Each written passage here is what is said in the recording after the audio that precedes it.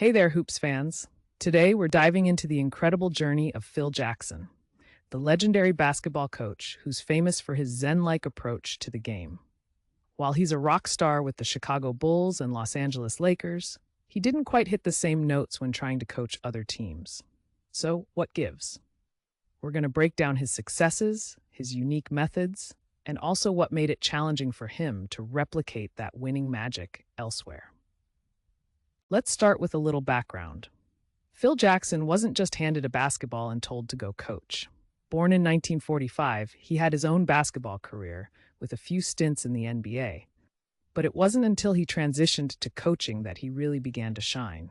He really embraced a blend of Zen philosophy and some Native American practices, which shaped how he approached coaching and the dynamics of his teams. Think calmness, mindfulness, and a whole lot of teamwork. Now, let's fast forward to the 90s when he became the head coach of the Chicago Bulls in 1990. Talk about stepping into a legendary situation.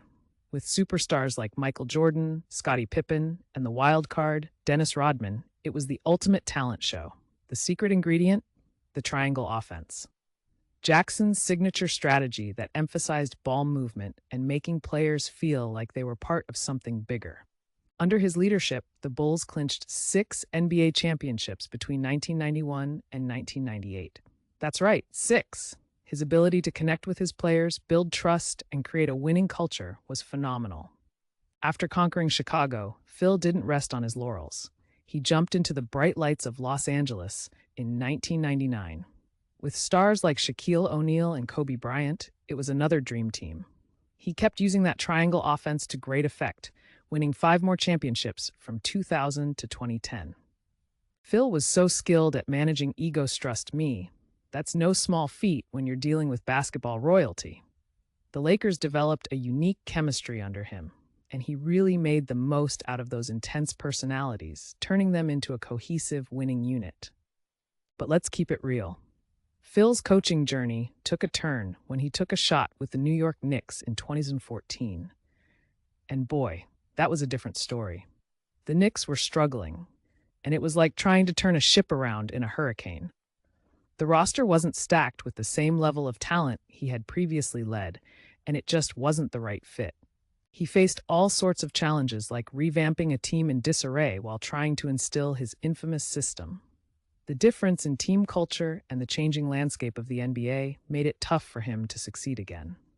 Plus, let's face it, everyone expected him to wave a magic wand, and that just wasn't realistic in that scenario.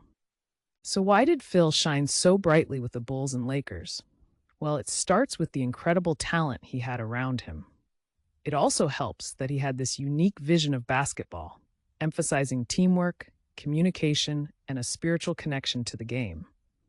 His techniques in creating that winning culture made players feel valued and integral to the team's success. And let's not forget about his ability to adapt to the strengths of his players. That's a huge factor in effective coaching. He was all about making the team as a whole perform better, rather than relying on just one superstar. On the flip side, why didn't it work out the same way for him with other teams?